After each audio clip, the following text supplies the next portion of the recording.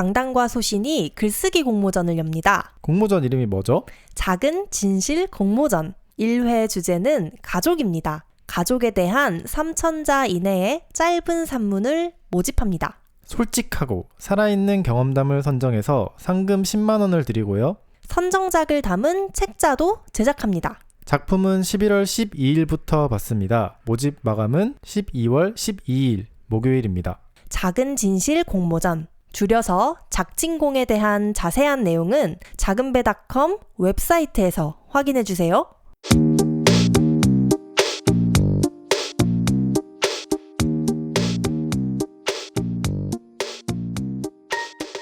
안녕하세요. 강소팟이 돌아왔습니다.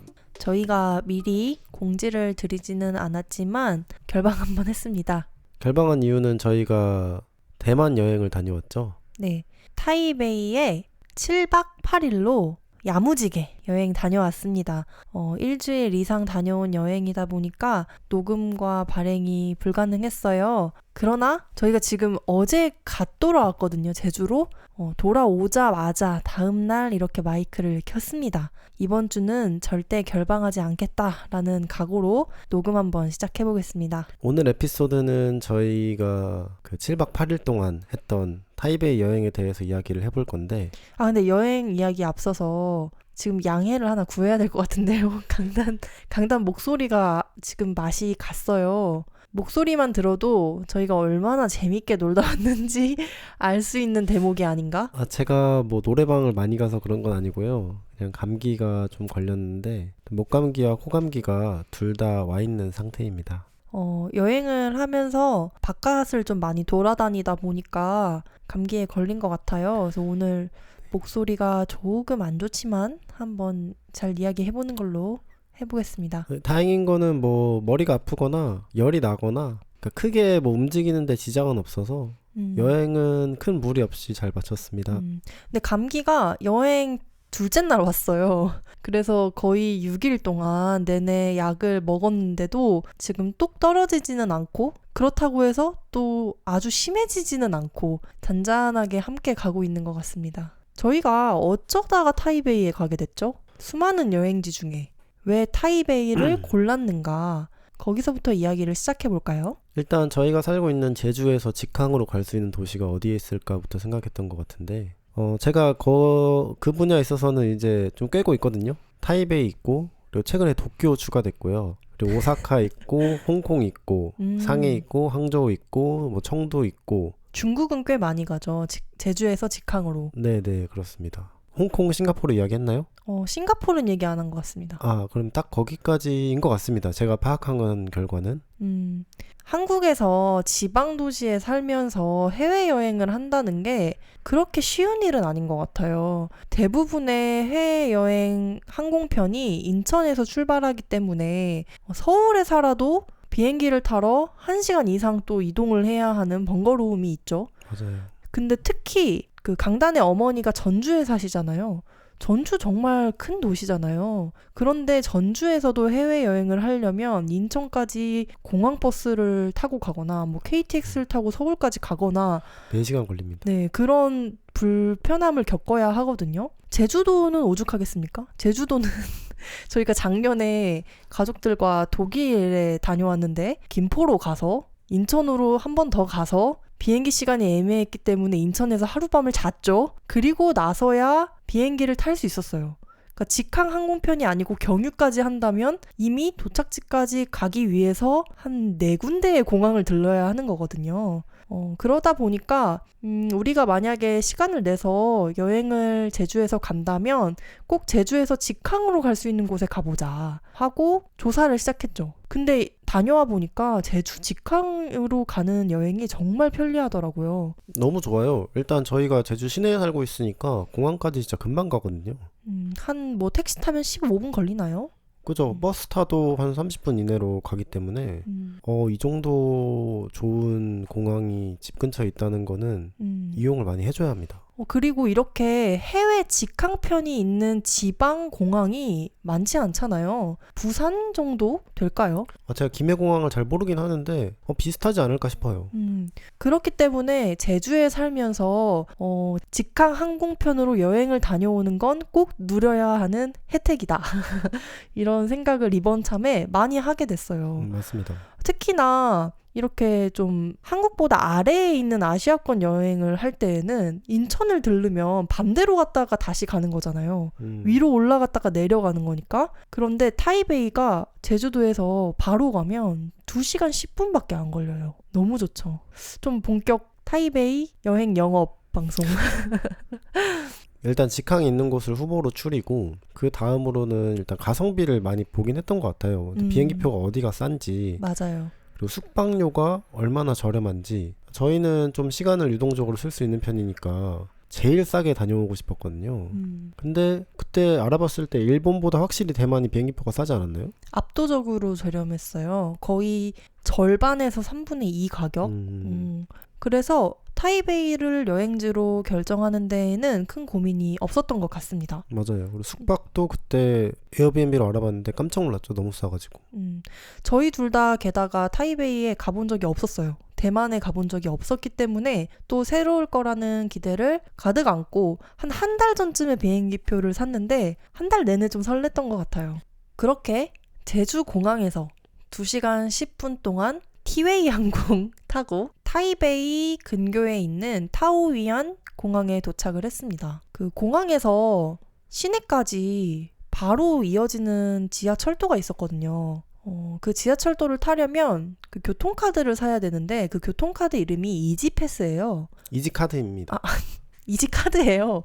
근데 제가 지금 이 말실수에도 드러나듯이 그 지금까지 강소파 들으신 분들은 아실 거라고 생각하는데 원래 저는 엄청 계획을 좋아하는 계획장이인데 여행을 가면 저는 좀 무념무상 상태로 다니는 것 같아요. 그러니까 평소에 계획을 너무 많이 세운 나머지 여행은 마음 놓고 다닌다? 좀 그런 스타일인데 반대로 강다는 평소에는 조금 루즈하게 살다가 여행만 가면 갑자기 가이드가 돼요. 그래서 저는 사실 아무런 준비 없이 갔어요.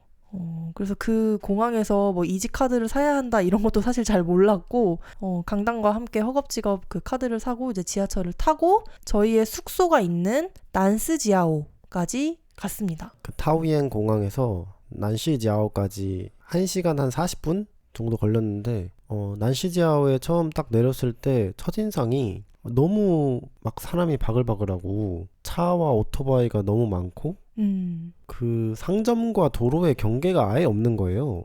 맞아요. 그 상점에 문이 없어요. 그 상점에 문이 없다는 게 보통은 한국에서 어떤 가게에 들어가려면 뭐 유리문을 열고 들어가든 아니면 자동문을 통과해서 들어가든 그런 과정이 있잖아요. 근데 그곳의 가게들은 거의 그냥 셔터만 있는 가게라고 해야 되나? 그러니까 셔터가 열리면 그냥 가게예요. 다른 통과해야 하는 문이 전혀 없더라고요. 그리고 바로 야시장이 옆에 숙소 옆거리에 붙어 있었고 그 야시장 있는 거리에 양옆에 막 상점들이 쫙 있는데 인도가 없으니까 중앙에는 차와 오토바이가 지나가고 있으니까 이 상점과 이 차들 사이에 얼마 없는 공간을 인간들이 이제 돌아다니는 거죠. 얼마나 복잡한지 상상이 되실 것 같아요. 네, 근데 그만큼 복잡한 곳이어서 저도 대만에 대해서 사실 잘 몰랐거든요. 그래서 타이베이의 주거지가 좀 원래 이렇게 혼잡한가? 그 복잡함이 좋긴 좋았거든요. 저 역시 대만이나 타이베이에 대해 전혀 몰랐지만 그래도 평소에 주변에서 주워 들은 게 있잖아요. 근데 그런 것들을 좀 조합을 해보면 대만은 엄청 안전하고 깨끗하고 그리고 또 이전에 한국과 마찬가지로 일본 식민지를 겪으면서 좀 일본의 느낌도 있고 그런 이야기들을 기억하고 있었어요. 그래서 그때 난스지아오 역에서 내려서 숙소까지 가는 길이 더더욱 당황스러웠던 것 같아요. 다른 곳도 다 이런가? 이렇게 걷기 힘들 정도로 복잡하다고? 좀 이런 생각을 했는데 나중에 알고 보니까 난스지아오라는 저희의 숙소가 있었던 그 동네가 좀 유난한 건 맞더라고요.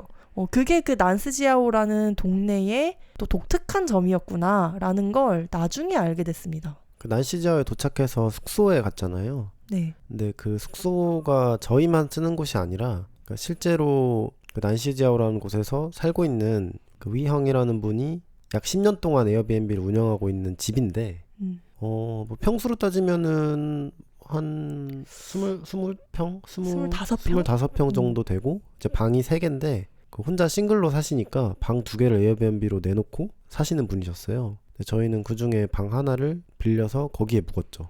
7박 8일 동안 그 같은 숙소 위홍의 집에서 묵었습니다. 위형의 집이 일단 가성비가 아까 이야기했듯이 그 7박 8일에 31만 1천 원이었거든요. 두 사람 다 해서. 네. 이 정도면 진짜 싼 거 맞잖아요. 이게 안 싸면 뭐가 싼 거죠? 너무너무 저렴했고 저희가 전체 여행 예산을 크게 아낄 수 있었던 점이 위용 덕분이었죠. 이 맞아요. 위용의 에어비앤비 덕분이었죠. 이 가격이 그 에어비앤비 수수료 다 포함해가지고 딱 31만 원이었습니다. 아주 세련되고 티 없이 깔끔한 그런 집은 당연히 아니었어요. 왜냐하면 실제로 위홍이 살고 있는 집이었고 그 중에 방 하나를 쓰는 거였고 심지어 또 화장실은 다른 게스트 그리고 위홍과 나눠서 써야 하는 구조였거든요. 그렇기 때문에 불편함이 아예 없었다라고 할 수는 없지만 저는 사실 너무 좋았던 점이 더 많아요. 왜냐면 좋은 호텔에 묵으면서 하는 여행도 그 나름의 장점이 있겠지만 위홍의 집은 진짜 타이베이 시민이 살고 있는 곳이잖아요. 맞아요. 그래서 막 특별히 위홍이 게스트를 위해 꾸민 집이 아니었거든요. 정말 제가 만약에 어떤 나라에 친구가 있어서 그 친구의 집에 간다면 방 하나를 얻었을 때 이런 느낌일까? 하는 그런 곳이었어요. 그리고 또 타이베이 여행하면서 신기했던 게 가정집의 문 주변에 이렇게 빨간 종이로 된 어떤 부적 같은 스티커들을 이렇게 붙여놓는 곳이 많더라고요. 그러니까 그런 것도 다 붙어 있고 어항도 있고 그리고 또 위홍이 10년 동안이나 한 집에서 에어비앤비를 운영해왔기 때문에 아주 큰 세계 지도에 각지에서 오랫동안 다녀간 여행객들이 손편지를 적어놓은 게 붙어있기도 하고 맞아요. 그런 좀 사람 냄새 나는 집이었어요. 타이베이 여행하면서 기억나는 게 참 많지만 그 숙소도 오랫동안 기억에 남을 것 같아요. 이 숙소의 매력은 또 가성비와 위형이라는 사람인데 그 위형을 조금 더 소개하자면 은퇴한 초등학교 선생님이에요. 근데 영어를 워낙 잘하시거든요. 그래서 저랑은 거의 영어로만 대화를 했는데 워낙 사람과 이야기 나누는 걸 좋아하세요. 근데 10년 동안 이 일을 했으면 정말 많은 여행객을 만났을 텐데 그러면 조금 지칠 법도 하잖아요. 맞아요. 좀 사무적으로 대할만 그렇죠. 하죠. 그냥 에어비앤비를 돈벌이로 딱 생각하고 호스트로서 사람들이 기대하는 정도의 일만 할 수 있는데 엄청 호기심이 많으시고 질문도 많으시고 한국에 대해서도 많이 물어보시고 대만에 대해서 소개도 정말 열심히 잘해주시고 진짜 저희가 무슨 가이드로 고용한 것처럼 맞아요. 적극적으로 먼저 대화해주시고 뭐 타로 토스트 사왔다고 먹으라고 주고 뭐 바나나도 갑자기 막 주시고 진짜 사람으로서 되게 좋은 어른이었어요. 뭐 저보다 나이로 따지면은 저희 아빠 세대니까 훨씬 많으시지만 얘기를 나누다 보면은 생각이 너무 열려있고 배울 점이 많은 그런 분이셨습니다. 그리고 위용과 이야기를 나누면서 만약 그냥 여행했다면 알 수 없었을 타이베이나 대만에 대한 이야기도 많이 들을 수 있었어요. 저희가 첫날은 오후 늦게 도착을 하기도 했고 막 멀리까지 나갈 만큼 시간이 충분하지 않았기 때문에 그 난스지아오역 근처를 구경했거든요. 구경하고 딱 집에 돌아왔을 때 위용을 처음 만난 거죠. 근데 위용이 그냥 처음 만났을 때부터 너희 내일 뭐 해? 내일 아침에 내가 이 근처에 엄청 멋진 산이랑 절이 있는데 데려다 줄까? 이렇게 제안을 먼저 해주셨거든요. 그 절에 먼저 가자고 제안을 해준 게 되게 의미가 있는 게 뭐냐면 그 타이베이 여행을 왔으면은 이 장소를 먼저 가보는 게 좋다고 생각한다고 말하셨어요. 근데 그 이유가 거기가 이제 산 위에 있고 타이베이 시내를 딱 내려다보는 그런 곳이다 보니까 뭐 대통령 후보들이 꼭 와서 거기서 절을 하는 뭔가 그런 상징적인 곳이래요. 그러니까 뭐 종교를 떠나서 타이베이에 사는 사람으로서는 모두가 아는 뭔가 그런 상징적인 장소인 거죠. 근데 거기까지 가려면 대중교통을 이용하기가 어려운 점이 많았어요. 맞아요. 산이었고 좀 높은 지대에 있는 곳이어서 그 위용처럼 차가 없으면 저희 같은 일반 관광객은 선뜻 먼저 가보겠다 생각하기 어려운 곳이었거든요. 맞아요. 관광객들이 특히 해외 관광객들이 많이 갈 것 같진 않았어요. 네. 접근성이 조금 떨어지다 보니까. 근데 그런 곳도 내가 운전해서 같이 가줄게, 가보자 이렇게 이야기도 해주시고, 그리고 또 아침 일찍 출발을 할 거다 보니까 근처에 위용이 좋아하는 아침 식사 식당에서 또 같이 밥도 먹었거든요. 맞아요. 근데 먹으면서 저희가 만약에 위홍이 아니었으면 이걸 시켜 먹어봤을까 하는 어떤 음식도 같이 먹어보고, 또 한국 그리고 대만의 상황에 대해서도 간단한 이야기들을 나눴는데요. 그때 제가 엄청 인상 깊었던 게 위홍이 또 초등학교 선생님이셨다가 은퇴를 하셨고, 저희 두 사람이 저희가 예전에 발행했던 그 영어에 대한 강당가소신 같은 에피소드를 들으시면 아시겠지만 교육에 대한 관심이 참 많아요. 그래서 대만의 학생들도 학구열이 높은가, 대만의 학생들도 좋은 대학에 가려고 한국 학생들처럼 좀 전전긍긍하는가, 좀 그런 질문들과 이야기를 나눴는데, 위용이 한국에 대한 저희의 생각을 쭉 듣더니 대만의 학생들은 그렇게까지 막 좋은 대학 가려고 막 삼수하고 사수하고 그런 건 없는 것 같다. 대만 사람들은 전반적으로 다른 사람들이 어떻게 살든 뭘 하든 크게 신경 쓰지 않는 분위기가 있는 것 같다. 그래서 좀 스트레스가 적은 나라인 것 같다. 이런 이야기를 해줬어요. 근데 그 이야기를 여행의 아주 초반에 들은 거잖아요. 그 이야기가 제가 그 남은 시간 동안 타이베이를 둘러보면서 사람들을 관찰할 때 좀 큰 영향을 준 것 같아요. 저희가 타이베이 여행 이야기 하겠다고 해놓고 지금 난스지아오랑 위용 얘기를 정말 길게 하고 있는데 그 이유가 처음에는 난스지아오가 너무 복잡하고 시끄럽고 그런 곳인 줄만 알았어요. 그런데 지금 여행을 쭉 돌이켜 생각을 해보면 저희가 가장 많은 시간을 보낸 동네이고 가장 많은 애정을 갖게 된 동네인 것 같아요. 근데 그 이유가 뭘까 생각을 해봤을 때 가장 먼저 그 작은 동네에 너무너무 먹거리가 다양했다는 거, 그리고 다른 어떤 동네보다 물가가 저렴했다는 거, 이게 그 난스지아오의 엄청 큰 장점이 아니었나 생각이 들어요. 대만의 야시장이 워낙 많잖아요.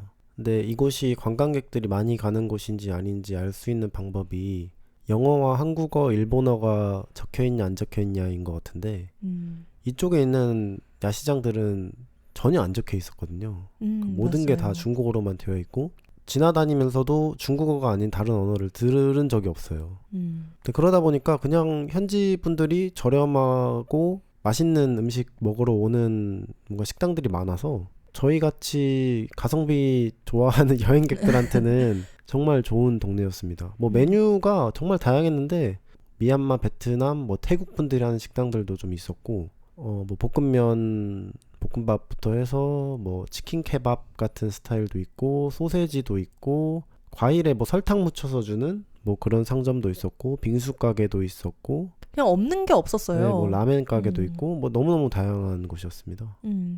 그래서 저희가 7박 8일 동안 있으면서 모든 저녁 식사를 난스지아오에서 했어요. 타이베이 여행을 준비하다 보면 맛집 이야기가 참 많이 나와요. 아주 많은 맛집이 있다는 거죠. 한국인들이 좋아할 만한 음식들이. 그런데 또 그렇게 추천되는 맛집들이 아주 많이 겹치기도 하는 것 같더라고요. 그 사람들이 가는 동네가 좀 한정적이어서 그런 것 같은데 여행을 하면서 2번 이상 먹었던 음식들은 사실 다 난스지아오에 있었던 것 같거든요. 그 중에 인상 깊었던 곳이 아침에 샤오롱바오를 파는 길거리 카트였어요. 대만 사람들이 아침 식사를 꼭 한대요. 그러다 보니까 한 새벽 6시, 6시 반쯤에 열어서 오후 2시쯤에 닫는 식당들이 하나 있고, 그리고 또 동시에 타이베이 하면 야시장이잖아요. 그래서 야시장을 위한 한 2시부터 밤 늦게까지 하는 또 식당들이 있고 그렇게 나눠지는 것 같은데 난스지아오 근처에는 야시장도 있었지만 아침 일찍 여는 식당들도 참 많았어요. 근데 저희가 또 창작하는 아침 모임을 하는 입장으로서 타이베이에 갔을 때도 항상 일찍 일어나고 여행을 일찍 시작했거든요. 5시에 일어났어야죠. 아, 그쵸. 1시간 시차가 있다 보니까 원래 한국에 있을 땐 6시에 일어났어야 됐는데 타이베이에서는 5시에 일어났어요. 그러니까 엄청 일찍 시작한 거죠, 하루를. 그 만두를 찌는 나무로 만든 찜판이 있잖아요. 그 찜판을 가득 쌓아놓고 그냥 길거리에서 만두피를 반죽하신 다음에 속을 넣고 계속 끊임없이 만두를 만드세요. 아주 작은 카트였는데 그 카트 안에서 이 모든 게 일어나는 진풍경을 보고 이거 한번 먹어봐야겠다 생각한 다음에 이제 다음날 방문을 했는데요. 진짜 놀라운 건 그 작은 카트에서 그렇게 많은 만두가 만들어지고 있다라는 게 아니라 그 가격이었습니다. 한 판에 샤오롱바오가 10개가 들어있는데 그게 한국 돈으로 3,000원 정도였어요. 하나에 300원. 이거는 거의 저희 어렸을 때 학교와 문방구에서 파는 간식 그 정도 가격 아닌가요? 너무 저렴해요. 수제 만두고 만두의 맛이 흔히 가는 딘타이펑 있잖아요. 네. 딘타이펑과 크게 다르지 않거든요. 네. 진짜 저도 상해 여행할 때 딘타이펑 갔었는데 맛 잘 기억 안 나거든요. 근데 여기는 너무 맛있었어요. 근데 그냥 길거리에 앉아서 맛있게 샤오롱바 먹는데 3,000원이니까 이 만족도가 아예 다르더라고요. 이게 좀 난시지아오에서 밥 먹을 때 항상 느꼈던 건데 샤오롱바오가 3,000원 그리고 진짜 진하고 맛있는 돈코츠 라멘이 한 4,500원 그리고 망고빙수도 한 3,500원 그리고 진짜 맛있는 그 튀김 덮밥 같은 그런 도시락이 또 한 4,000원 그러다 보니까 이 한 숟갈 한 숟갈 먹으면서 그 가격을 음미하게 되는 거예요. 만두도 한 입 먹으면 이게 3,000원 이게 3,000원 하다 보니까 이 만족도가 진짜 남다르더라고요. 그 맛도 맛인데 저는 분위기도 한몫했던 것 같아요. 아까 그 난스지아오의 첫인상에 대해 이야기를 할 때 가게와 길거리에 경계가 없다고 했잖아요. 그냥 그 상점들도 그렇지만 당연히 노점상들은 더 그렇죠. 그냥 바로 옆에 스테인리스로 된 간이석을 깔아주시고 거기에 플라스틱 의자를 둔 다음에 앉아서 먹는 거거든요. 대만 사람들은 위홍이 이것도 이야기를 해준 건데 워낙 외식업이 발달해 있고 외식 물가가 저렴하기 때문에 집에서 요리를 많이 안 해 먹는데요. 밖에서 사 먹거나 또 그만큼 포장을 많이 하더라고요. 맞아요. 그래서 저희 둘이 옆에 이렇게 간이석에서 만두를 먹고 있으면 끊임없이 사람들이 만두를 포장해 가는 거예요. 포장하는 사람이 90% 이상이에요. 네, 어딜 가도. 네. 근데 그 분위기가 이렇게 역동적으로 계속 무언가가 흘러가는 분위기 속에서 우리는 고요히 앉아서 길거리에서 만두를 먹는다? 이 느낌이 참 좋았고 비 오는 날에 간 적도 있었잖아요. 근데 그 비 오는 길거리에 앉아가지고 그 만두를 먹는데 내가 이런 경험을 또 어디 가서 해볼 수 있을까 맞아요. 너무 신기했어요. 그 만두는 지금 또 먹고 싶네요. 그리고 아침으로 만두를 먹는다는 것도 참 신기했던 것 같아요. 왜냐면 저한테 만두라는 건 좀 간식 같은 거였거든요. 근데 그 샤오롱바오 말고도 그 난스지아오역 근처에서 먹었던 버섯죽? 그것도 2,000원이었거든요. 그 맛도 잊혀지질 않아요. 그것도 너무 맛있었고 그리고 위홍이 데려가줬던 그 아침 식사 식당에서 먹었던 로봇과우? 로어 뭘까? 네, 강단이 중국어를 하기 때문에 로보가우 이거를 먹었는데 이건 물을 사용해서 만든 케이크 같은 거예요. 달지 않은 케이크. 근데 이것도 저는 너무 맛있었어요. 그리고 또 하나 인상적이었던 건 난스지아오뿐 아니라 그 어떤 동네에 가도 사람들이 자전거와 오토바이를 정말 많이 타잖아요. 처음에는 그게 엄청 위험하게 느껴졌어요. 대만 사람들이 소문이 자자할 정도로 친절하시잖아요. 다정하고. 그런데 차나 자전거만 타면 무슨 다른 자아를 장착한 것처럼 엄청 성격이 급해지세요. 그래서 신호도 잘 안 지키시고 그 보행자 입장에서는 조금 난감한 경우가 많았는데 근데 또 그게 의외의 장점이 있더라고요. 저희 엄마가 휠체어를 타시기 때문에 제가 해외여행을 가게 되면 여기는 나중에 엄마랑 여행을 올만한가? 좀 그런 거를 저도 모르게 살펴보게 되는 경우가 있어요. 사실 처음에 난스지하고 내렸을 때는 인도도 없고 너무 그 자전거랑 오토바이가 많으니까 여기는 휠체어 여행은 못하겠다. 단박에 좀 그런 생각을 했거든요. 근데 오히려 사람들이 그런 바퀴 2개 달린 탈 거를 많이 타고 다니다 보니까 곳곳에 경사로가 너무 잘 돼 있더라고요. 꼭 어떤 역으로 들어가는 곳, 상점으로 들어가는 곳 그런 데뿐만이 아니라 그 인도랑 도로 사이에도 살짝의 그 격차가 있잖아요. 근데 그런 격차들도 다 이렇게 시멘트 같은 걸로 막아서 경사로를 만들어 놨어요. 왜냐면 이제 자전거 같은 게 거기에 걸리면 안 되니까. 근데 그런 걸 보면서 여기는 오히려 이렇게 난잡한데도 불구하고 한국보다 휠체어 타기 좋겠다. 그런 생각을 했었고 실제로 여행을 하면서도 제주 시내에서보다 훨씬 많은 휠체어나 유모차를 본 것 같아요. 그렇게 저희가 7박 8일 여행을 하면서 유난히 많이 간 공간들이 있는 것 같아요. 맞아요. 그 타이베이 하면은 딱 떠오르는 관광지들이 있는데 뭐 예를 들어서 고궁박물관, 중점기념관 막 이런 곳들 있잖아요. 네. 근데 그런 곳들은 사실 꼭 가봐야 한다는 생각은 없었어요. 뭐 기회가 된다면 가자 이 정도였고 그 대신에 우리가 제주에 살 때나 서울에 살 때나 좋아하던 공간들이 있잖아요. 네. 헌책방이든지 빵집, 빈티지숍 이런 공간들. 근데 그런 공간들을 타이베이에서 가보고 싶다. 그런 생각을 해봤습니다. 그러니까 뭔가 여행이긴 하지만 일상 같은 여행? 그게 저랑 강다님의 좀 공통된 여행 스타일 같기도 해요. 저희가 지금까지 같이 뭐 한국에서든 해외에서든 여러 곳들을 여행했는데 늘 이런 식이었던 것 같거든요. 꼭 가야 하는 랜드마크나 꼭 가야 한다는 맛집이나 이런 데를 가는 대신에 만약에 우리가 여기에 산다면 갈 법한 독특한 상점들? 그런 맞아요. 곳들을 많이 찾아다녔던 것 같아요. 네. 그 중에 이제 대표적인 게 헌책방, 사워도우 빵집, 빈티지숍, 그리고 저희가 또 책을 좋아하다 보니까 도서관, 그냥 독립책방 이런 곳들을 이번에 많이 갔고 또 저희가 평소에는 커피를 좋아하는데요. 그래서 원래 다른 여행지에 가면 카페를 많이 찾아다녔던 것 같아요. 그런데 이번에 제가 주변에 우리 이제 타이베이 갈 건데 아무런 계획이 없어. 뭐 추천해 줄 데 있어? 뭐 이런 걸 몇 군데 물어본 적이 있어요. 근데 일리라는 친구가 차를 참 좋아하거든요. 그래서 자기가 타이베이에 갔을 때 좋았던 찻집, 그리고 또 대만이 우롱차로 유명하기 때문에 대만에서 생산되는 유명한 차 종류 이런 것들을 정리해서 알려줬어요. 그 덕분에 이번에 또 저희가 처음으로 차 문화를 접하고도 왔습니다. 저희가 좋았던 곳들 몇 군데를 좀 소개를 해볼까요? 일단 좀 가장 먼저 책에 관련된 공간들을 이야기하면 좋을 것 같은데 보니까 저희가 한 책방만 한 20곳 이상 간 것 같아요. 그렇게 많이 갔나요? 네, 뭐 지나가다가 여기도 있네 하고 들어간 것 같이 다 합치면은 그 정도 되는 것 같은데 그래서 웬만한 데는 진짜 다 가본 것 같거든요.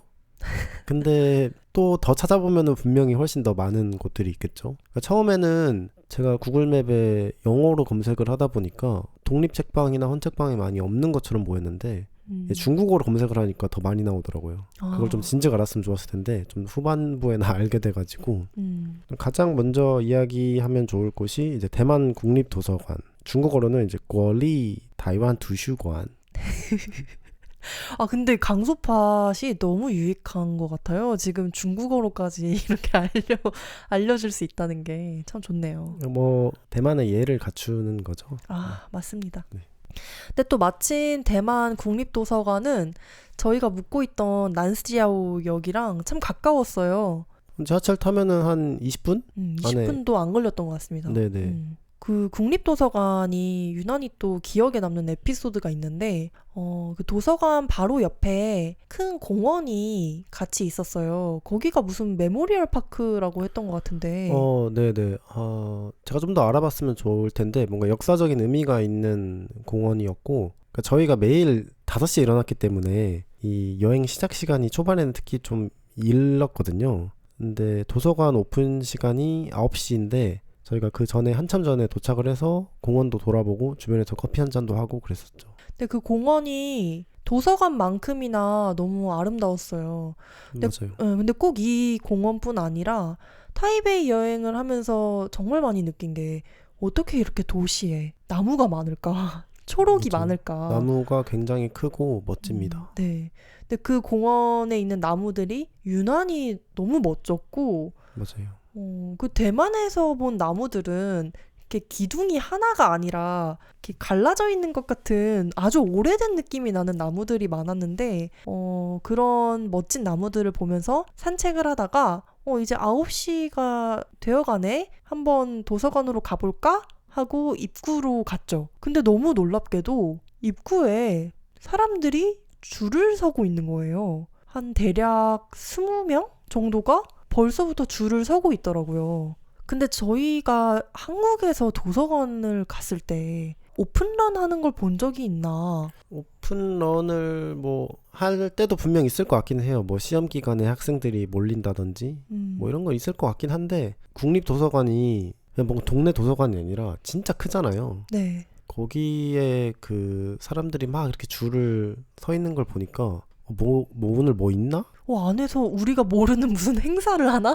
네, 뭔가 일찍 가면은 뭐가 있나? 그래서 일단 저희도 그 줄을 섰고 그때가 한 8시 50분 정도였거든요. 10분 동안 이제 저희 뒤에도 막 줄을 서기 시작을 했고 그러다가 9시가 정말 딱 되니까 직원분이 와서 문을 열어주셨어요. 근데 그때까지만 해도 정말 영문을 모르겠다고 생각했던 게 그냥 단순히 시험 기간이라서 학생들이 줄을 서는 거라면 사람들이 좀 어려 보여야 되잖아요, 다. 근데 그런 게 아니라 유모차를 끌고 있는 가족도 있고 저희보다 연배가 많은 남성분들도 있고 여성분들도 있고 할머니 할아버지들도 있었죠. 네, 엄청 구성이 다양했어요. 네. 근데 그런 모든 사람들이 이제 9시가 돼서 문이 열리자마자 갑자기 들어가서 달리기를 하는 거예요. 어딘가로 막 달려가는 거예요. 그래서 저랑 강단도 영문을 모른 채 달렸죠.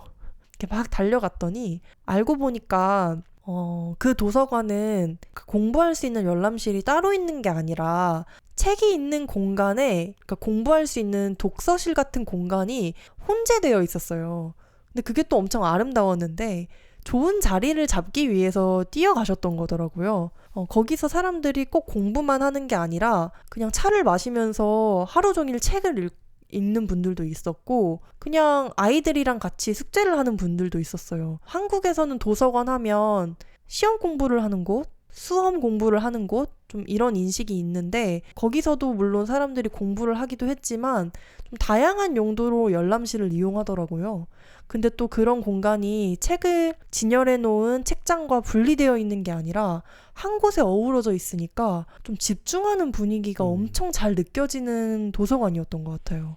근데 사람들이 그렇게 오픈런을 하고 문 열자마자 블랙 프라이데이에서 뭔가 쇼핑몰 문 열린 것처럼 뛰어들어가는 게 사실 그만큼 자리가 없다는 거잖아요. 타이베이가 뭐 작은 도시도 아니고 그렇게 큰 도시에 도서관에 충분한 자리가 있진 않나 보구나. 좀 그런 생각도 했었고 도서관 자체는 뭐 굉장히 좋더라고요. 내부도 워낙 좀 깔끔하고 책도 정말 다양하고 네. 외국어로 된 책들도 있었고 저희가 거기에서 책을 빌리지는 못하지만 거기에 있는 책들 조금 가지고 와서 책상에서 많이 읽어보기도 하고 그랬잖아요. 네. 근데 아침을 이 정말 그 현지인 분들과 함께 좀 공부하면서 보내다 보니까 기분이 되게 좋았던 것 같아요.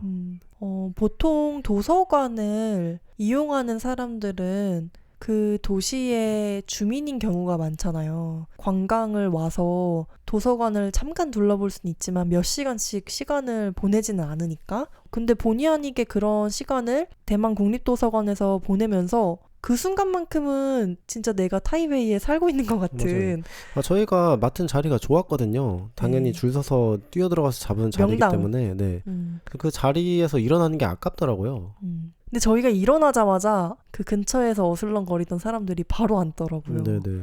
그리고 자리를 맞는 방식이 그냥 뭐 노트 하나만 올려놓고 그냥 어디로 사라져 버리시더라고요. 그러니까 별로 그러니까 이거는 누군가가 예를 들어서 내가 9시에 가서 줄 선 다음에 소신 한 2시간 뒤에 온다고 하면은 그냥 미리 하나 맡아놔도 되겠다. 아, 그러니까 이런 꼼수라고 해야 될까요? 그러니까 여러 가지 트릭이 있을 것 같았어요. 보니까 그 시스템이 뭔가 전자 시스템으로 되어 있지 않고 뭔가 예약제가 아니기 때문에 그 자리를 위한 혈투가 분명히 있을 것 같다. 다음에 만약에 타이베이에 좀 여유로운 또 일정으로 방문을 하게 된다면 도서관에서 하루 종일 있는 것도 좋겠다?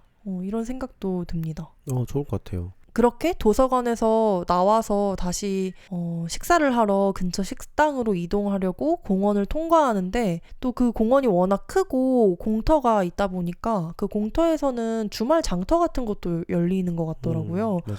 그 도서관을 중심에 두고 공원이 있고 또 그 공원에 사람들이 모이고 그 사람들을 대상으로 마켓도 열리고 좀 다양한 볼거리가 많은 곳이었던 것 같아요. 저희가 도서관뿐 아니라 더 많이 간 곳은 사실 책방이잖아요. 한국에도 정말 독특하고 꼭 방문해보고 싶은 서점들이 많지만 타이베이에도 좀 좁은 주제로 테마를 가진 서점들이 많았던 것 같아요. 맞아요. 그 사진만 다루는 책방도 있었고 그림책만 다루는 책방 아니면 그 페미니스트 서적만 다루는 책방도 있고 그리고 홍콩 서적, 대만의 독립을 좀 주제로 다루는 서적 위주로 가지고 있는 책방도 있었고 우리 영풍문고처럼 엄청 크게 막 장르별로 쫙 깔아놓는 그런 뭔가 대기업스러운 서점들도 있었고요.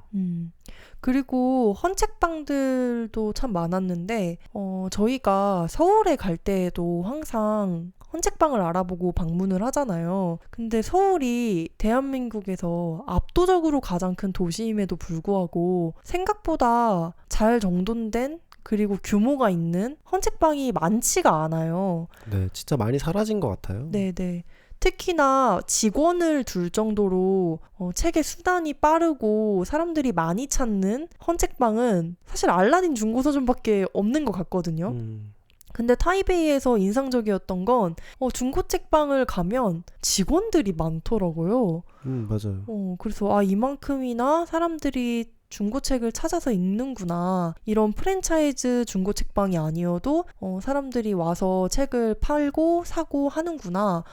그런 좀 중고 문화가 인상적이었던 것 같아요. 맞아요. 그리고 모든 서점에 특히나 헌책방이 아니라면 그 한강 작가의 작품이 가장 잘 보이는 곳에 이렇게 딱 깔려 있더라고요. 그러니까 전작을 그리고 그 옆에 그 한국 작가들의 책도 같이 진열을 해둔 뭐 경우도 있었고 그런 걸 보면서도 뭐 노벨 문학상이나 그리고 뭐 맨부커상이나 이런 상을 받은 작가들에 대한 관심이 좀 높구나. 이 독자분들이 그런 거를 잘 챙기시나 보다. 그런 생각을 좀 했습니다. 네. 그리고 너무 신기했던 게 그 한국 작가의 책을 번역한 경우에 꼭 한국어로 원 제목이 적혀 있었어요. 맞아요. 그것도 되게 신기했습니다. 사실 그게 아니었다면 저희가 한강 작가 책을 못 알아봤을 수도 있죠. 한자로만 쫙 적혀 있었으면. 워낙 잘 보이는 곳에 그리고 작가님 얼굴이 있는 또 사진까지 항상 옆에 붙어 있어가지고 여기도 있네, 저기도 있네 항상 그랬던 것 같아요. 저희가 첫 번째로 이야기해보고 싶은 서점이 영어로는 혼야 북스토어라고 되어 있는 곳인데 중국어로는 먼우슈디엔이거든요. 사실 완전히 달라요. 그러네요. 여기는 동화책을 위주로 다루는 서점이고 저희의 여행 5일차쯤인가? 우연히 들어갔던 2층에 있는 서점인데 어른을 위한 동화책을 다룬다. 뭔가 이렇게 이야기를 해주시더라고요. 근데 이 책방이 위치한 곳이 디화제라고 타이베이에 여행을 가면 꼭 한 번은 들르게 되는 관광객들이 많이 찾는 거리예요. 상점도 많고 유명한 식당도 많고 정말 길거리에 사람들이 복닥복닥한 그런 곳인데요. 근데 이 서점은 내가 굳이 알고 가지 않으면 찾아낼 수 없을 것 같은 곳에 숨어 있었어요. 그러니까 바깥쪽에 상점에 있는 게 아니고 건물의 1층에 있는 상점을 통과해서 건물 안쪽으로 들어간 다음에 계단으로 올라가야만 발견할 수 있는 곳이었거든요. 맞아요. 그러다 보니까 그 바깥 거리의 시끌벅적함을 딱 벗어나서 조용한 그 책방 내부로 들어갈 때 그 이 세계로 들어가는 그런 느낌이 일단 너무 좋았고요. 그리고 강단은 영어를 좀 편하게 하고 또 중국어도 조금 할 수 있기 때문에 책방에 갔을 때 읽고 볼 수 있는 게 조금은 있잖아요. 근데 저는 사실 그렇지 않아서 좀 더 비주얼로 승부를 보는 책을 보는 재미가 있었거든요. 근데 여긴 그림 책방이기 때문에 제가 너무 재밌는 거예요. 오랜만에 내가 읽을 수 있는 책을 만났다. 근데 그림책이라는 게 두께가 사실 두껍지 않고 후루룩 읽을 수 있어서 다른 책을 넘길 때처럼 이렇게 다 넘겨서 읽어버리면 좀 죄송할 때가 있었어요. 맞아요. 왜냐면 다 읽고 안 사게 되는 경우들이 있으니까. 그래서 이렇게 앞에 페이지만 조금씩 보고 있었거든요. 근데 거기 직원분이 오셔가지고 그냥 읽고 싶은 책 골라서 옆에 공간에 가가지고 편히 읽으라고 말씀을 해주시더라고요. 그 사장님 두 분이 그 워낙 좀 순수한 느낌이 들고 저희가 또 여행객이다 보니까 질문도 많이 해주시고 이 공간에 대한 소개도 진짜 자세하게 해주셨거든요.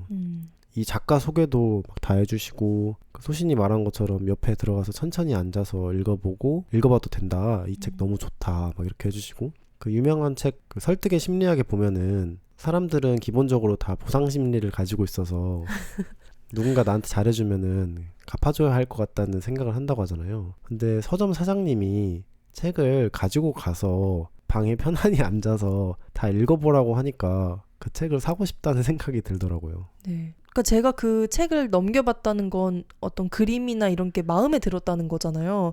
근데 조금 마음이 쓰여서 못 읽고 있던 걸 그냥 편하게 읽으세요 하고 처음부터 끝까지 읽어봤더니 진짜 너무 좋은 거예요. 그래서 결국 사왔어요. 맞아요. 저는 설득을 당한 거죠.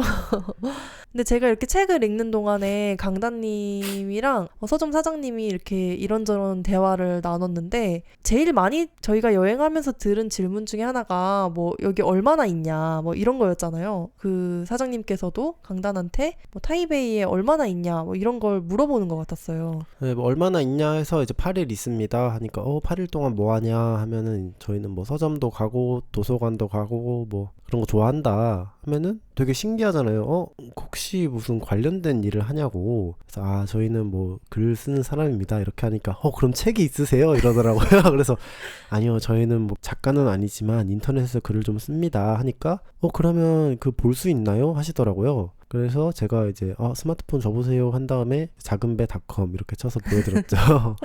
그러니까 그 바로 요즘에는 뭐 당연히 번역할 수 있잖아요. 구글 번역으로 페이지도 싹 다 번역 가능하니까 중국어로 읽어보시면서 너무 막 좋다고 해주시더라고요. 그러면서 서점에 있는 다른 한국 작가님의 동화책도 가지고 와서 막 보여주시고 지금 하고 있는 작은 그림 전시에 대한 설명도 해주시고 진짜 다정하고 따뜻한 분들이었어요.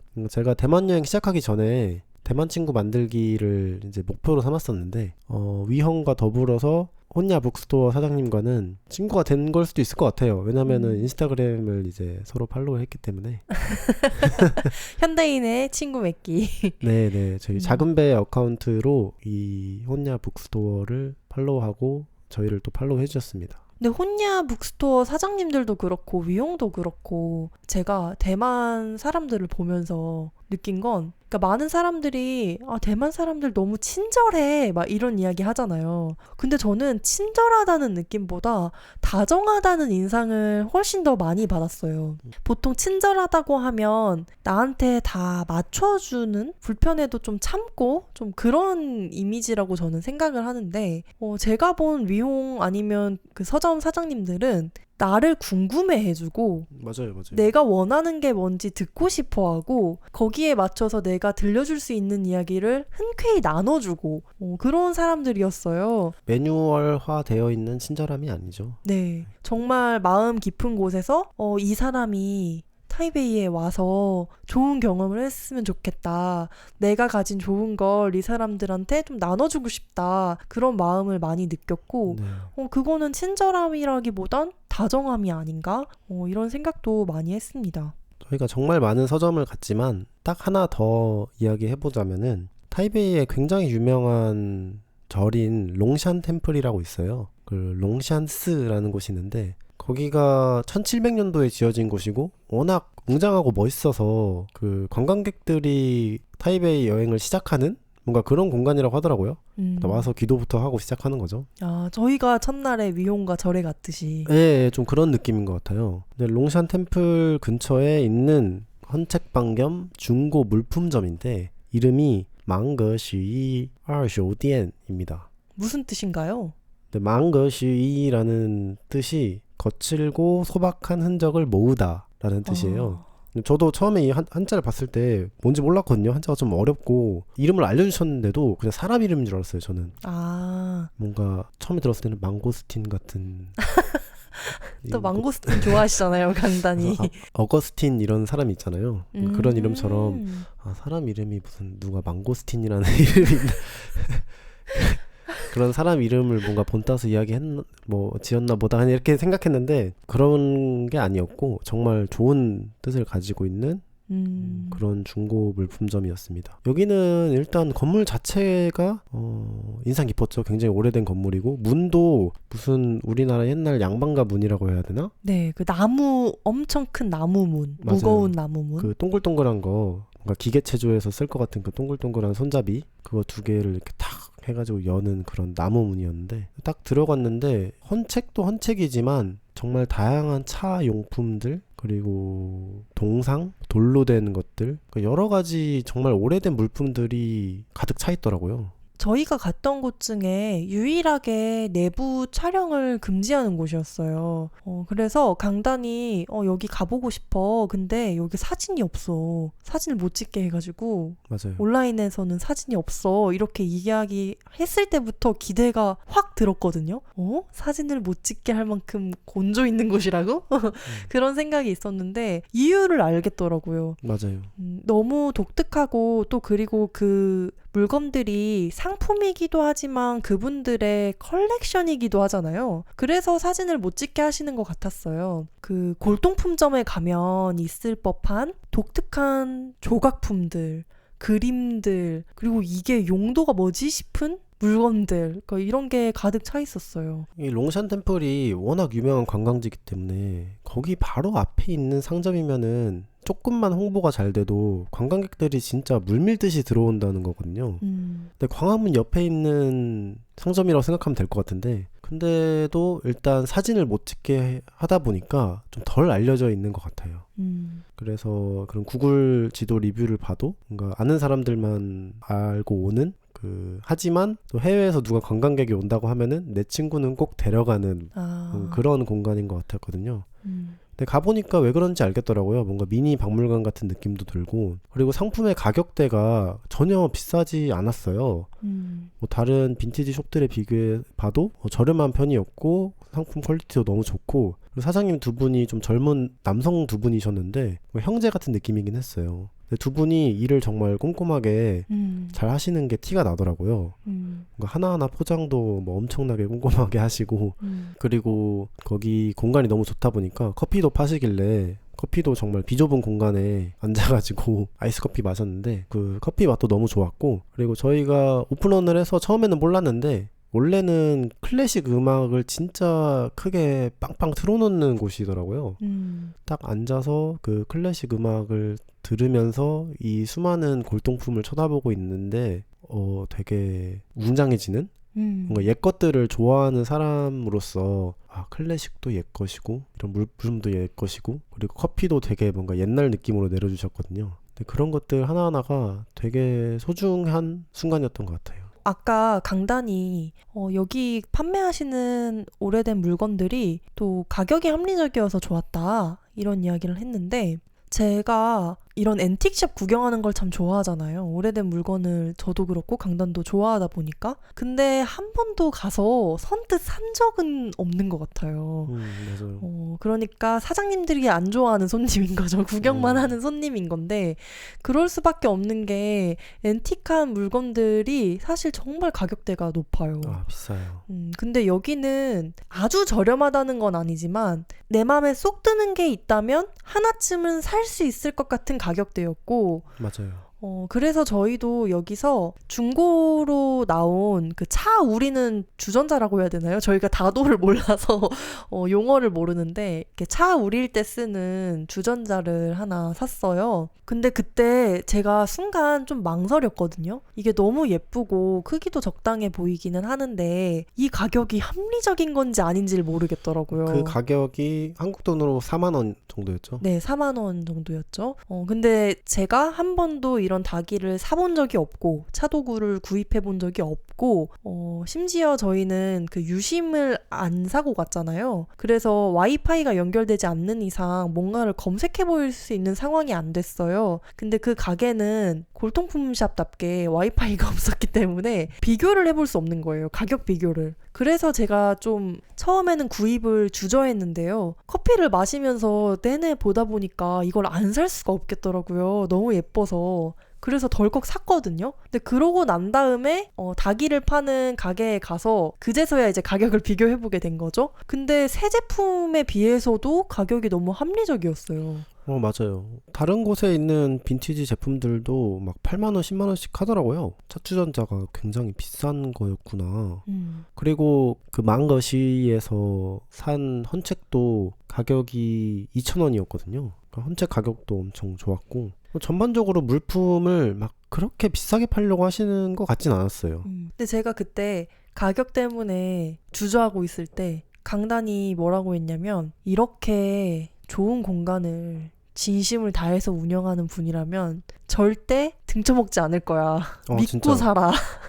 그래서 제가 믿고 샀던 거였고 네, 그 두 분은 믿을만 했어요. 만약에 제가 그때 가격 때문에 그걸 안 샀다면 정말 두고두고 후회했을 것 같아요. 게다가 포장도 안 깨지게 너무 신경 써서 해주셔서 제가 그걸 들고 나오면서 강단한테 야 이걸로 축구해도 되겠다. 네. 너무 꼼꼼하게 포장을 진짜 해주시더라고요. 벽에 던져도 깨지지 않을 만큼 뭐 뽁뽁이를 완전히 그냥 어떤 공간에 갔을 때 그냥 입구부터 물건을 사고 나오는 그 순간까지 너무나도 그 사장님들의 정성과 취향이 가득한 걸 보면 그 취향이 나랑 100% 동일하지 않아도 마음이 갈 수밖에 없는 것 같아요. 근데 이 공간이 저한테는 그런 곳이었습니다. 다시 타이베이에 가도 찾아갈 곳. 다시 무조건 가죠.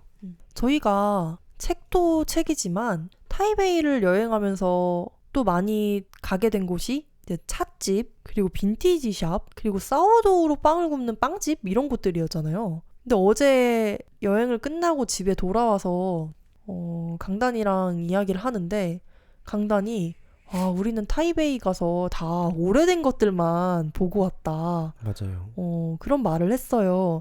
왜냐면 차도 문화가 엄청 깊은 영역이고 그리고 책이라는 것도 오래된 이야기들이 담겨 있는 거잖아요. 게다가 저희가 헌책빵을 엄청 많이 갖고 그리고 빈티지도 오래된 옷이고 사워도우도 묵은 것으로 빵을 발효시키는 방법이니까 5,000년 역사가 있는 기법이죠. 그래서 우리가 타이베이에 가서도 원래 우리 취향대로 오래된 것들만 보고 왔구나 이런 생각들을 했는데 그중에 또 유난히 기억에 남는 게 차인 것 같아요. 차 같은 경우는 제가 전혀 몰랐던 영역이었는데 워낙 대만이 차 문화가 발달해 있기 때문에 자연스럽게 이곳저곳을 찾아갔어요.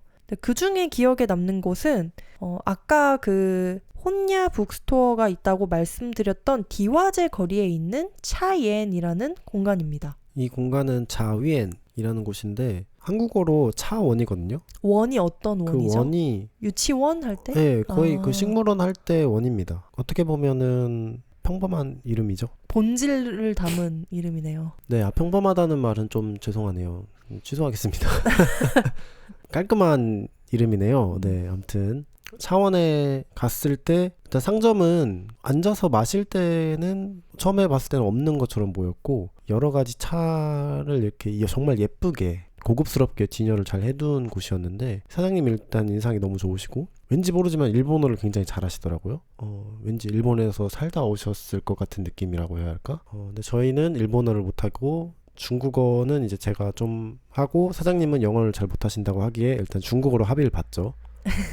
그래서 중국어로 이제 설명을 해주시는데 저희는 차를 한번 마셔보고 싶다 하니까 밖에 정말 아주 작은 2인석 자리가 있더라고요. 그래서 바로 가게 앞에 야외에 앉아서 저희가 사장님이 차려준 차상으로 이 차를 마셨죠. 저희가 이곳저곳 차를 사거나 마셔볼 수 있는 곳들을 가보려고 노력을 했는데 완전히 찻집이거나 완전히 차만 팔거나 그러니까 좀 이렇게 나뉘는 것 같았어요. 근데 저희는 차만 마셔보기에는 차에 대해서 좀 더 알고 싶기도 했고 차를 사기에는 차에 대해 너무 몰랐어요. 맞아요. 근데 이 차원이라는 곳이 그 적절한 중간 지점에 있었던 것 같아요.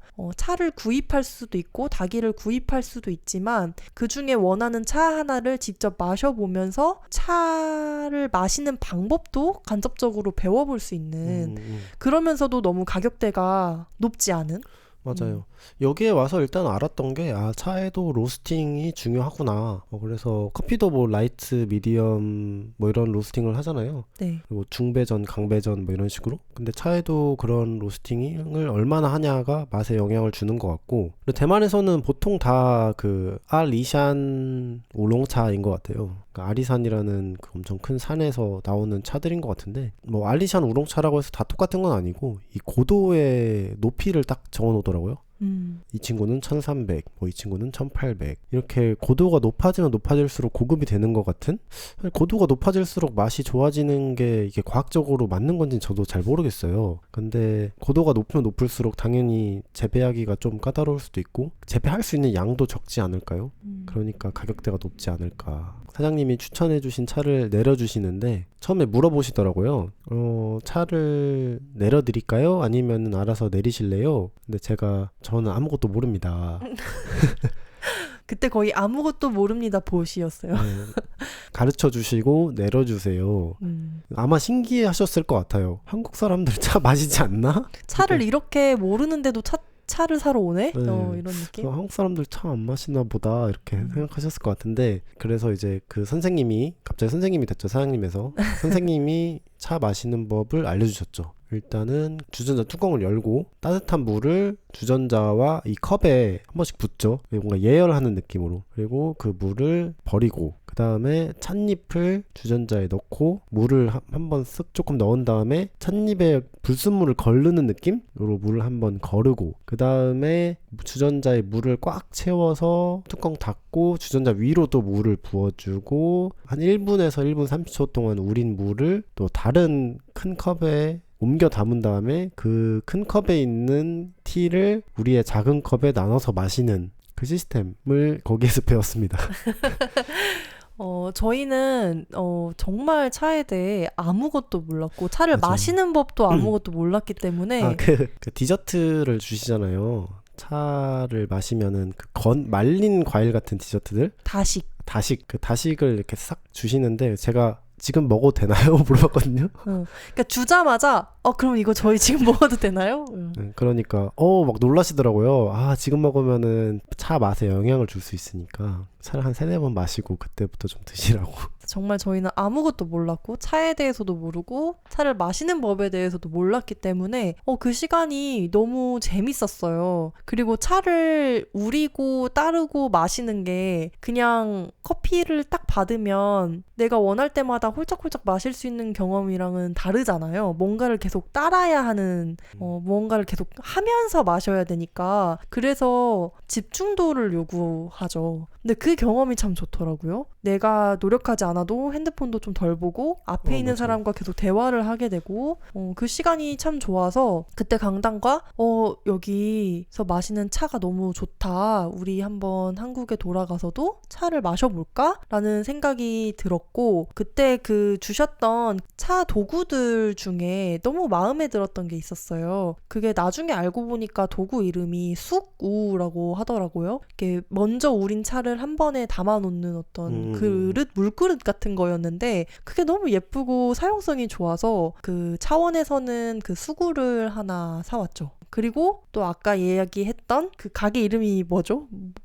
망그시. 네, 망그슈이에서는 이제 차 주전자를 사서 어제 저희가 또 여행에서 돌아오자마자 짜리를 쫙 이제 펼치고 차를 한번 내려서 마셨습니다. 삶의 질이 확 올라가더라고요. 근데 또 마침 저희가 예전에 강소팟에 출연하셨던 차 명상 브랜드 애호당의 이윤슬 사장님이 저희가 결혼을 할 때 간이 차 세트, 닭이 세트를 선물해 주신 게 있었어요. 뭔가 여행용 같은 느낌. 네.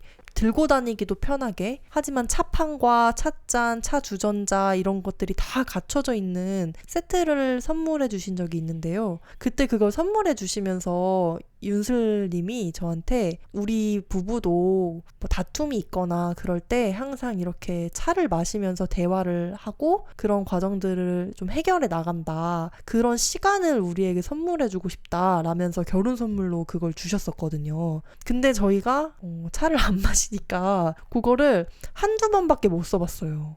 차를 가지고 온 친구가 집에 왔을 때나 같이 나들이를 갔을 때 그럴 때만 써봤지 제대로 써본 적이 없었는데 어제 드디어 그 닭이 세트를 책상에 깔아서 저희가 타이베이에서 사온 여러 차 도구들과 찻잎으로 차를 마시는 시간을 가졌는데요. 너무 좋더라고요. 네, 그 깊은 뜻을 이제 알았습니다. 네. 뒤늦게 감사를 전합니다. 윤슬님.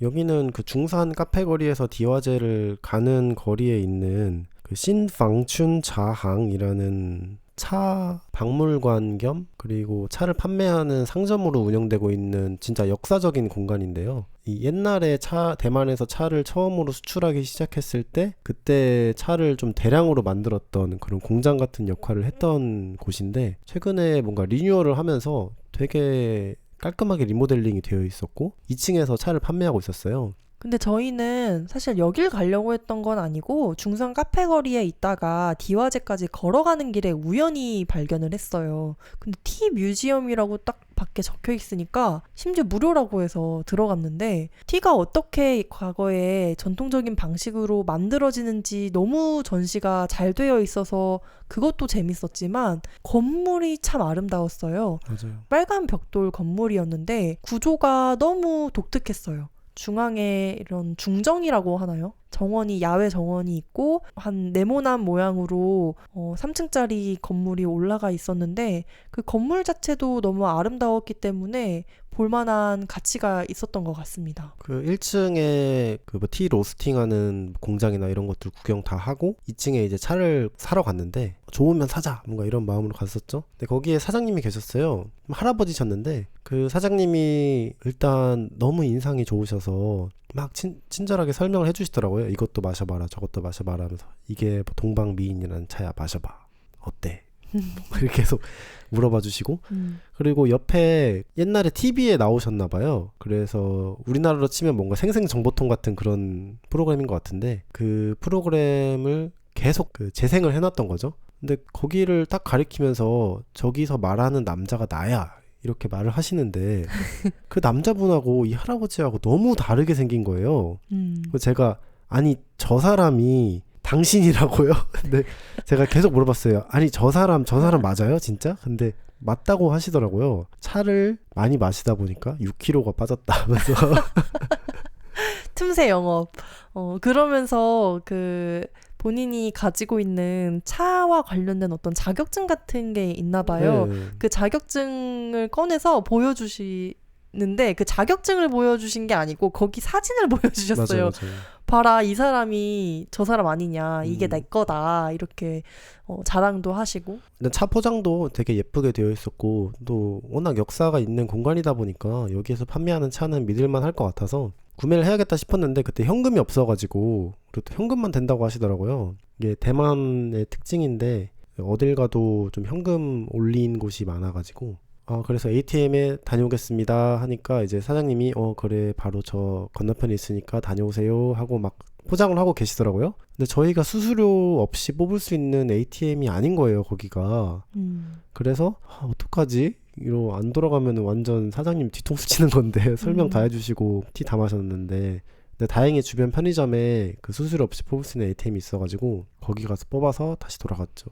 사장님이 정말 너희들이 돌아올 걸 믿어 의심치 않았어. 그런 눈빛으로 저희를 기다리고 계셨어서 거의 못 따라갈 뻔했어요, 사실. 네, 만약에 돌아가지 않았으면 큰일 날 뻔했다. 막 이런 생각도 했고요.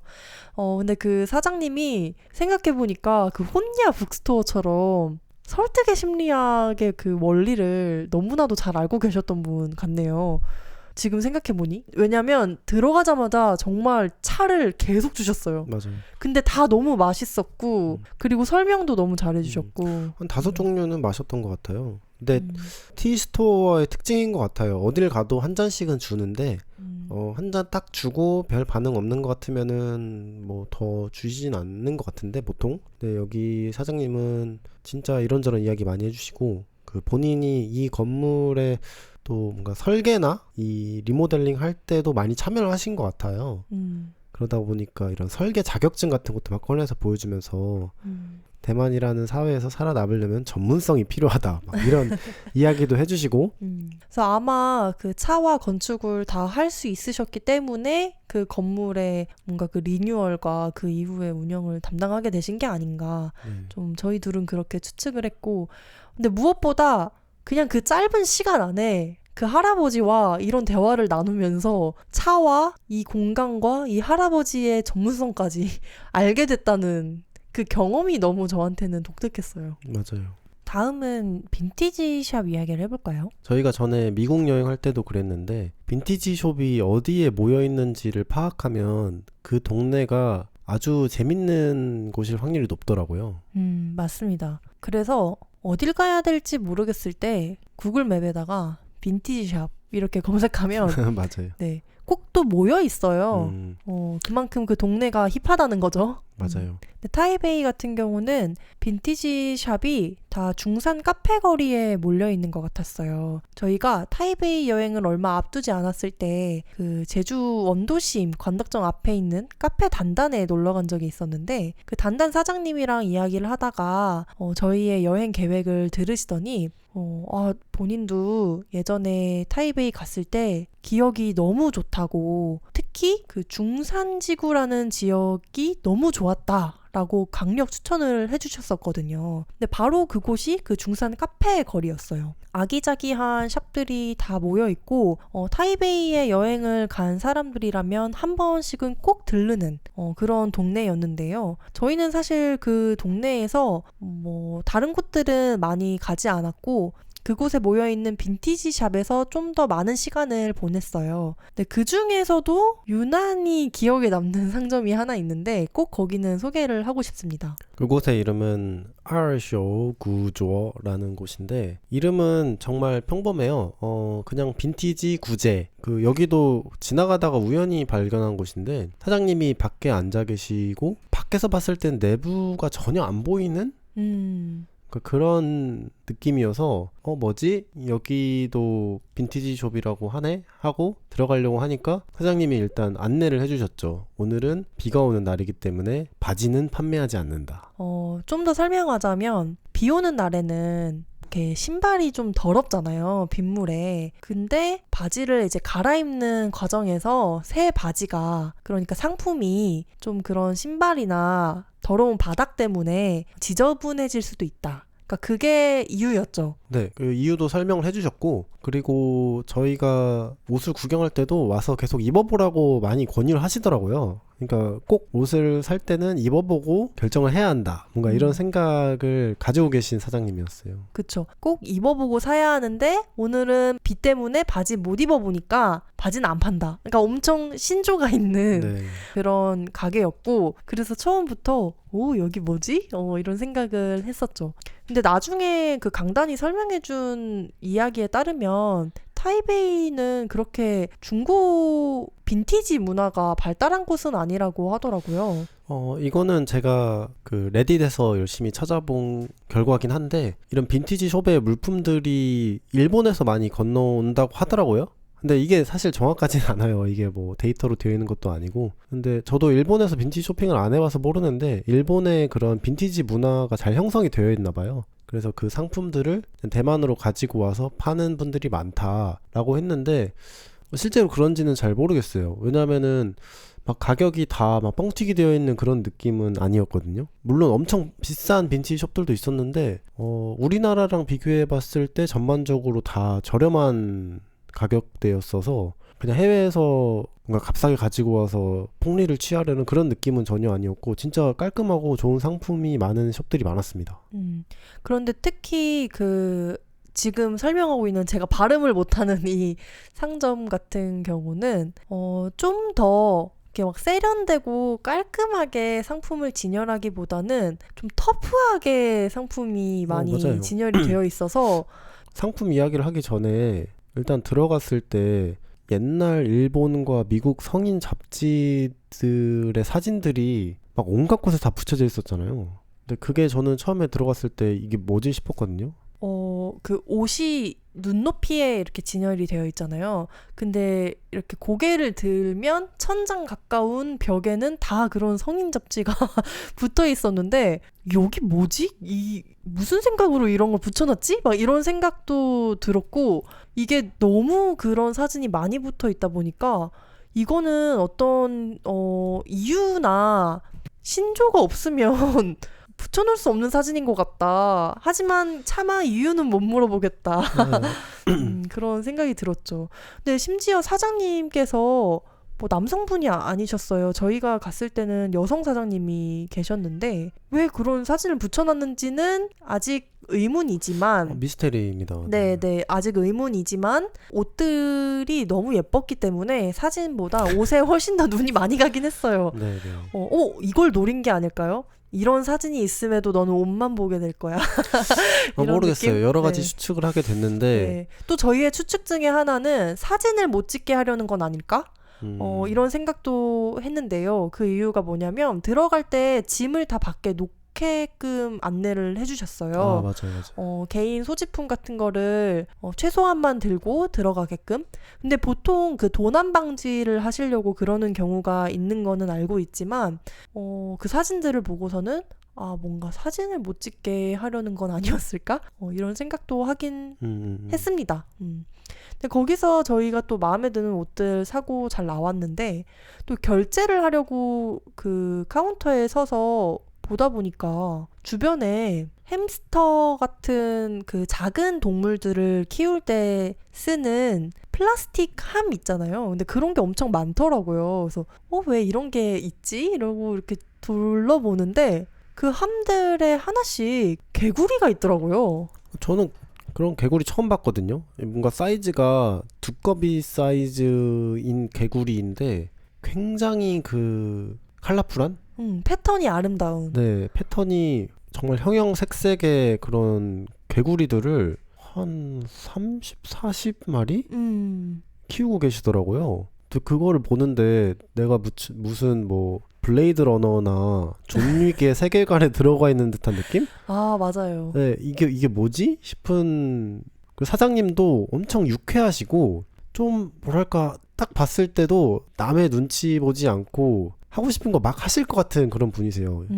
유쾌하고 직설적이시고 근데 이 사방에는 온갖 그 성인 잡지 사진이 막 붙어 있는 데다가 또 이 30마리의 형형색색의 개구리 혹은 두꺼비들이 이렇게 정말 가만히 있어요. 그것도 이게 뭐지? 장난감인가 싶을 정도로 움직이지도 처음에는 않더라고요. 개구리가 있는 줄 몰랐어요. 움직이질 않아요. 애들이 폴짝폴짝을 안 해.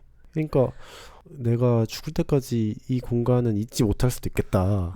아니 가게를 나와서 이렇게 다시 그 중산 카페 거리를 아기자기한 카페 거리를 걷는데 또 재밌는 게 있으면 와 강단 이것 봐 이렇게 막 제가 이렇게 얘기를 하잖아요. 그래도 강단은 정신이 아직 그 가게에 가 있는 거예요. 이렇게 충격에 빠져서 계속 그 개구리 얘기를 하더라고요, 저한테. 그래서 제가 인상 깊었나 보다 이렇게 말을 했더니 강단이 아마 죽기 전에 여기보다 특이한 공간은 못 가볼 것 같다 이렇게 이야기를 했었죠. 개구리가 그 폴짝하면은 튀어오를 것 같은 그런 박스에 들어가 있었거든요. 그 뚜껑이 없었어요. 모든 네. 상자에. 뚜껑이 없고 높이가 굉장히 낮았어요.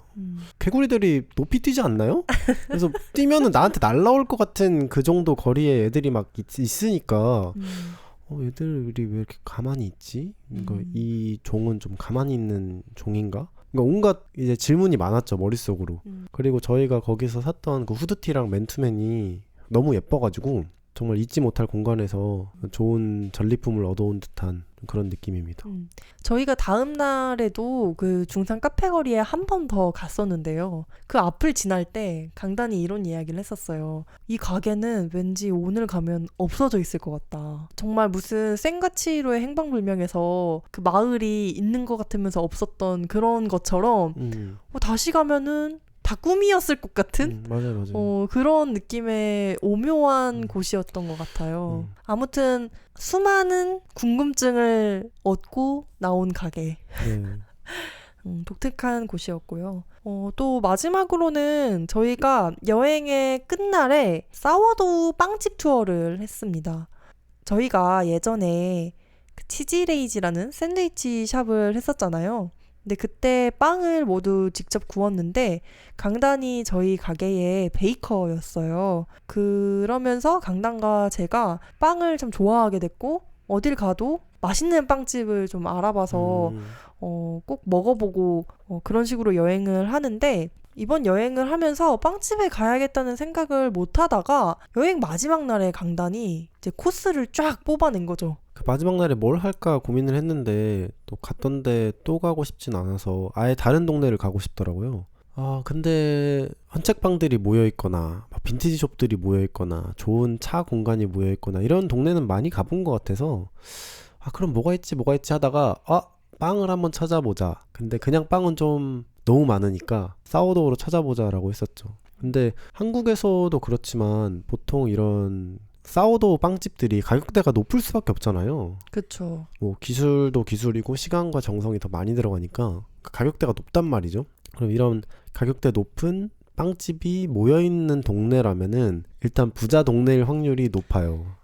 맞아요. 아까 그 빈티지 샵이 있는 동네가 힙한 동네라면 사워도우 빵집이 많은 동네는 부자 동네다. 이게 좀 어딜 가나 국룰인 것 같고요. 또 이게 사워도우 빵은 디저트 빵이라기보다 보통 식사빵으로 많이 먹잖아요. 근데 쌀이나 면을 주식으로 하는 나라에서 식사빵을 먹는 문화가 있는 동네라는 건 좀 외국인들도 많이 살고 특히 백인들이 많이 살고 좀 그런 동네다 보니까 또 그 동네의 분위기가 다른 곳과 완전히 달라지는 것 같아요. 그러니까 이 동네는 그 따안이라는 곳과 그리고 시니안허라는 그 역 근처에 있는 동네인데 또 이런 사워도우 하는 빵집들의 특징 중에 하나가 미국식 빵집인 경우가 있고 프랑스식 빵집인 경우가 있는 것 같아요. 프랑스식 빵집인 경우는 보통 그 블란저리라고 베이커리의 프랑스어죠. 네. 그거를 뒤에 붙이는 경우가 많은 것 같고 이제 미국식 빵집은 이제 블란저리라는 말 없이 그냥 뭐 베이커리라고 한다든지 아니면 고유의 이름을 한다든지 뭔가 이게 좀 특징인 것 같아요. 저희가 그날 처음에 갔던 빵집 이름이 셀러브레드라는 곳인데 그러니까 셀러브레이트를 좀 바꾼 거죠. 말장난을 한 거죠. 셀러브레드라는 곳인데 그렇게 크지 않은 공간이었는데 한 20평 정도 되려나? 딱 들어가니까 일단 너무 고급스럽더라고요. 정말 뭐 인테리어가 미니멀하고 뭔가 내가 부촌에 왔구나 라는 느낌이 드는? 왜냐면 거기로 걸어가는 길 자체는 사실 다른 동네랑 크게 다르진 않았거든요. 뭐 국수집도 있고 조금 저렴해 보이는 길거리 상점들도 있고 했는데 그 빵집에 들어가자마자 이 동네는 뭔가 좀 다르구나 싶었던 게 일단 그 사워도우 빵만 전문으로 하는 곳이었어요. 그것도 그런 식사빵 위주로만 하는 곳인데 그 사장님이 저한테 온라인 예약을 했냐고 물어보시더라고요. 제가 처음에 중국어를 잘 못 알아들으니까 영어로 물어보시더라고요. 그래서 안 했다고 하니까 조금 당황하시면서 지금 줄 수 있는 빵이 뭐 할라피뇨 치즈 사워도우나 아니면 farmer's choice라는 빵밖에 없다 이러시더라고요. 근데 저는 일단 그 시스템에 되게 놀랐어요. 딱 한눈에 봐도 매일마다 빵을 수백 개는 구우시는 것 같은데 저 모든 빵을 온라인으로만 판매를 하시는구나. 그리고 예약제로. 꼭 셀러브레드만 두고 이야기하는 건 아니고 제가 타이베이를 또 여행하면서 느낀 것 중에 하나가 정말 작은 가게나 식당인데 일을 잘하는 곳이 많다는 점이었어요. 포장 문화가 발달해서인지 보통 한국 사람들이 일 잘한다는 얘기 참 많이 하잖아요. 그래서 유럽 국가 같은 곳에서 식사를 하면 음식이 너무 늦게 나온다거나 안내가 너무 늦다거나 종업원을 내 맘대로 부를 수 없다거나 그러니까 그게 그들의 문화이긴 하지만 한국인 정서에 너무 익숙한 사람들에게는 왜 이렇게 느리지? 이런 생각을 하게 하는 근데 타이베이는 한국을 넘어서는 것 같아요. 제 생각에. 그 작은 가게들의 시스템과 주방 시스템 서비스 그 일하는 속도와 안정감이 너무 인상적이었거든요. 네, 진짜 다 빨리 나와요. 네, 음식도 빨리 나오는데 그 주방에서 사람들이 너무 말이 없이 일해요. 그러니까 서로 자기의 역할을 너무 정확하게 알고 있고 너 이거 하고 있는 동안 난 이거 하고 이 사람 잠깐 자리 비우면 내가 가서 도와주고 그런 잘 돌아가는 식당을 볼 때 내가 그곳의 일원이 아님에도 마치 그곳에 속해 있는 것 같은 안정감이 들 때가 있거든요. 근데 타이베이에서 그런 걸 참 많이 느꼈는데 이 셀러브레드도 마찬가지로 이 많은 빵들을 온라인으로만 예약을 받아서 판매할 만큼 어떤 안정감을 갖춘 시스템을 가지고 있다는 거잖아요. 근데 그게 참 인상적이었어요. 이곳에서는 내 일에 뜻이 있고 잘만 하면 이렇게 사업을 작게도 탄탄하게 운영할 수 있는 곳이구나. 그런 도시구나. 그 정도로 사람들이 그 작은 가게를 인정해주고 많이 찾아주는구나.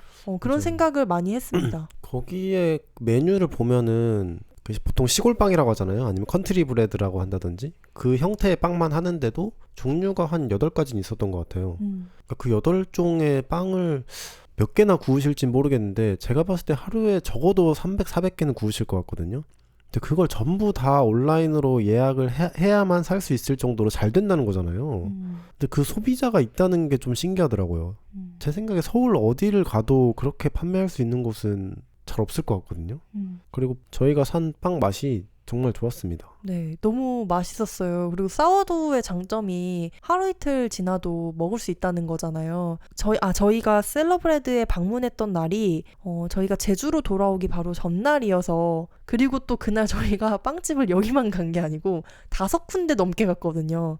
그러다 보니까 빵을 너무 많이 사서 다 못 먹고 이 컨트리 브레드를 아껴뒀다가 다음날 공항에서 먹었잖아요. 근데 그래도 맛있더라고요. 네. 빵을 맛있어요. 정말 너무 잘 구우시는 분이었고 또 인상적이었던 이유가 저희가 다음에 방문했던 다른 빵집들도 사실 다 맛있었는데 대부분 외국인 분들이 운영을 하고 있었어요. 저희가 그 동네를 걷다 보니까 국제 학교나 국제 유치원 이런 곳들이 참 많아 보였거든요. 그만큼 좀 타이베이에서도 좀 국제적인 느낌이 나는 맞아요. 네, 외국인들이 많이 사는 동네 같았는데 이렇게 외국에서 이주해 오신 베이커 분들이 자기의 빵집을 여는 경우가 많았고 그런데도 셀러브레드는 그중에 좀 유일하게 저희가 갔던 곳 중에서는 유일하게 대만 분이 운영하는 빵집이었어요. 네. 그것도 좀 독특하고 좋았습니다. 그 타이베이 여행에 대해서 이야기하다 보니까 벌써 시간이 너무 많이 흘러버렸고 근데 그 8일 동안 했던 경험을 전부 다 이야기할 수는 없었던 것 같아요.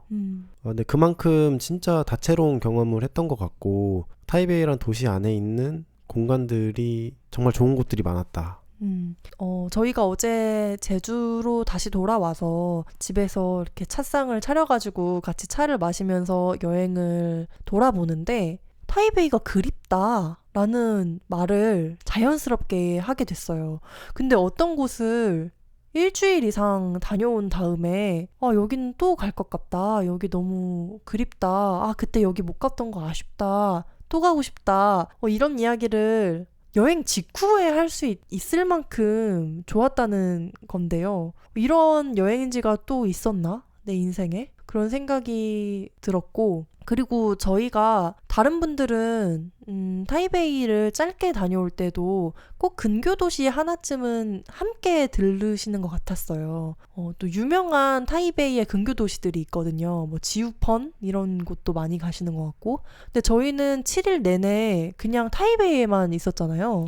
타이베이에 있으면서 뭐 베이토우나 이런 곳들은 갔는데 단수이나 뭐 지우펀 이런 곳들은 안 갔습니다. 네, 좀 멀리 나가야 되는 도시는 한 곳도 가지 않고 그냥 타이페이에서만 7일을 보냈음에도 너무 볼 것이 많았다. 그래서 만약에 제주에 살고 계시면 직항이 또 있다가도 사라지고 막 그러잖아요. 꼭 한번 가셨으면 좋겠습니다.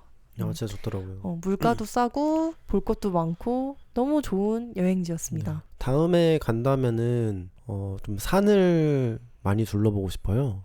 타이베이 하면은 산인 것 같더라고요. 위형도 알려줬는데 타이베이가 겉으로 봤을 때는 작은 나라처럼 보이지만 워낙 고도가 높은 것들이 많아서 그 높은 고도의 산들을 펼쳐보면은 굉장히 큰 나라다.